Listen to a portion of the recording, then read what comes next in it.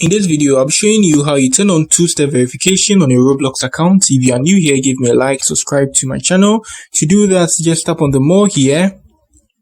Good. And now on this section, we move to our settings. Good. On here, we move to security. On this section, we select what we want or what we prefer. So I want the email, and you can see authenticator app. You can add a hardware security keys, and the rest is up to you. So I'll go with the email. So before we log in, we are going to get some sort of code from our email before we get access to the account, something like that.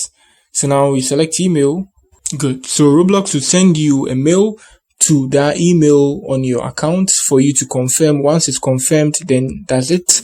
Now we tap on the verify. So after the verification, anytime we try to log inside our Roblox account, we need to confirm from our email, something like that. So that's it on how you turn on two-step verification on your Roblox account. If you are new here, give me a like and subscribe to my channel. Peace.